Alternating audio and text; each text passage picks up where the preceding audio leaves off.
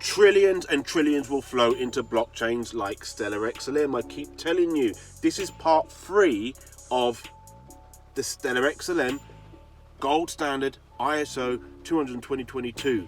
We need to decipher what's happening in the stock markets, the Dow Jones specifically, to understand where cryptos could be going. Our focus is on the stock markets right now. We can check out the 10-year yield, the Dixie, but without further ado, Nathan, over to the charts. Looking at the Dixie, it seems that records begin from when the gold standard had finished, right? 1971, yeah? Soon it moved to the fiat system. We could see that there is a drop for a decade until the 80s, the roaring 80s, when technology starts to kick in. And then we have the 1986 or 1985 crash. That's a crash in the valuation of the Dixie.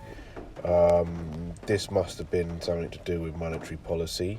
I wonder whether this was a case of bringing down bond yields.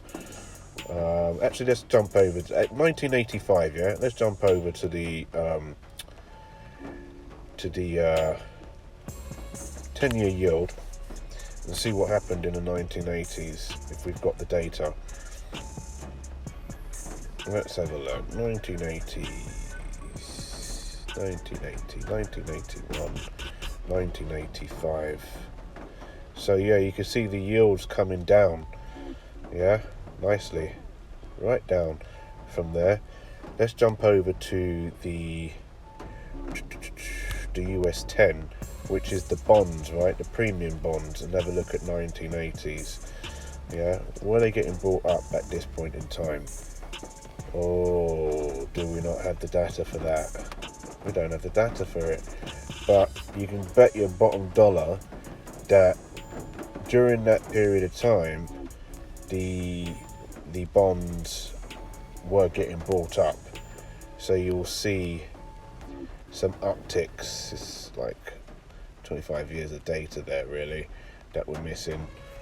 So really, yeah, at least we can see from the Dixie what was happening, what's likely to have been happening with bonds. I could be wrong, I don't know, don't have the data for it, not going to look for it, to be honest with you. I just want to make that point. And so you could see that during that period of time, when the Dixie was way up there at $170, around that price, 179. This really was a period of time where bonds were being brought up, therefore yields were going down, right? That was the effect. And it sort of maintained that for a good period of time. Now, when we talk about gold, the gold standard, and back in the 1920s, kind of got to think,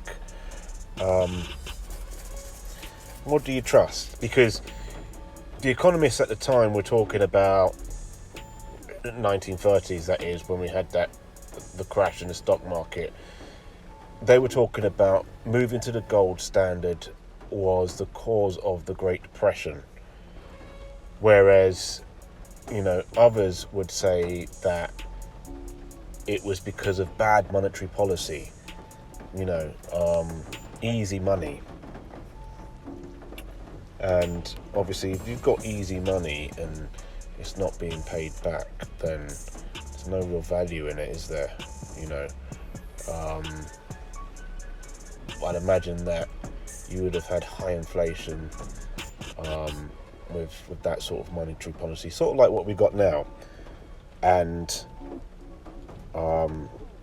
then you had that, you had the crash. But the gold standard, the charts say when the gold standard was introduced, it caused a Great Depression. That's what the charts say.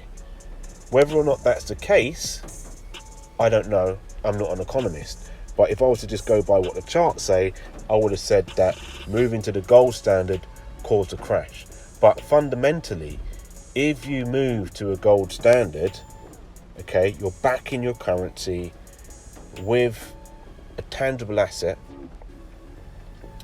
that delivers trust and value to people. You're making that tangible asset, that heavy, solid, tangible asset, movable. You can easily move it. You make it as light as a piece of paper, right? Back in the day, that's great technology, right? So for me, that's inspired trust. So this is a long-term protocol to bring back trust into the dollar and make it more feasible, make it trustworthy for people to use. And therefore, if people are using it, you can buy more gold with it, right? So with that, I think potentially, because of what we're seeing now with bad monetary policy, it's likely to have not been the gold standard that caused the 1920s crash. And as we could see, we're in a parabolic move in the stock market. You know, we're in a parabolic move in every market, right? Correcting, I would say, at the present. So because of that, I think that it's likely to have been bad monetary policy that's caused the economical breakdown, the financial crash, a Great Depression back then. And this was seen as inevitable at that time.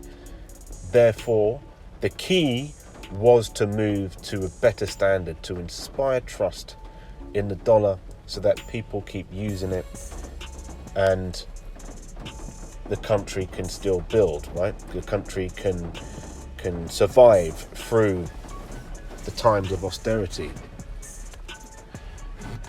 So I think the lesson to learn there really is actually, is it the case that gold caused the economical crash? I don't think so, because in comparison to what's happening now, it's very similar to what was happening then. And you know, if that's the case, because we have this bad monetary policy where we've printed trillions and trillions of dollars, or the US have printed trillions and trillions of dollars, the European Bank is following suit. Easy money, you know, extremely low interest rates.